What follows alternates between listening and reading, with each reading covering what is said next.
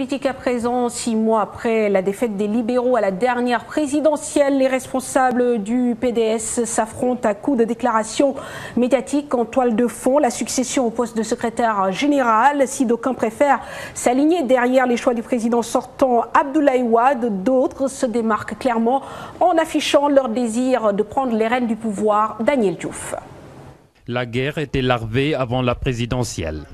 Moins d'un an après, elle est ouvertement déclarée. De hauts responsables du parti qui se défient pour contrôler l'appareil.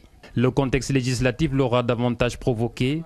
À la veille du scrutin, 3 hauts responsables se rebellent. Pape Diop du Sénat, Mamadou Seck de l'Assemblée nationale, Ousmane Masseck Ndiaye du Conseil économique et social. Tous 3 décident d'aller aux joutes électorales sous leur propre bannière. Un défi contre la constante Wade.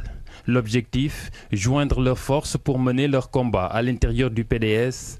Un désir de liberté, disent certains, mais ce désir se transforme en guerre pour le contrôle du Parti démocratique sénégalais.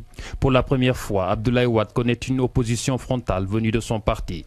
C'est le choix porté sur Oumar Sarr pour diriger la liste libérale aux législatives qui attise le feu de la division. Implicitement, il est choisi pour diriger le parti, mais il ne fera pas l'unanimité dans la famille libérale. Ousmane Ngom, l'adversaire déclaré, se constitue en défenseur des intérêts des Wade. Sa stratégie de guerre, s'approcher du père putatif pour mieux combattre le successeur désigné. Ce sera à coup de sortie médiatique en faveur des Wade. Ousmane Ngom comme Oumar Sarr sentent le vent de la succession souffler. Chaque responsable s'active devant le maître pour se faire remarquer et passer pour le meilleur choix. Le choix d'Oumar Sarr comme tête de liste, très loin d'être du goût d'Alioune Sow, également un aspirant au fauteuil libéral.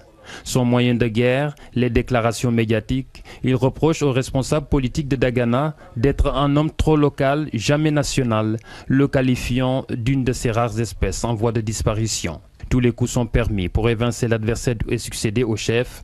Le dernier Premier ministre du régime libéral n'a pas échappé à la logique.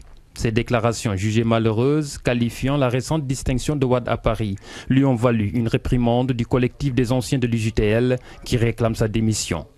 Pour mieux l'enfoncer, le collectif lui impute la débâcle du PDS à la présidentielle de 2012.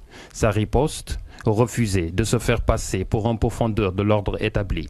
Souleymane Ndéné Ndiaye de déclarer que si chaque membre du parti avait gagné dans sa base, le PDS n'aurait pas perdu le pouvoir. Une manière d'affirmer sa représentativité. Politique toujours mal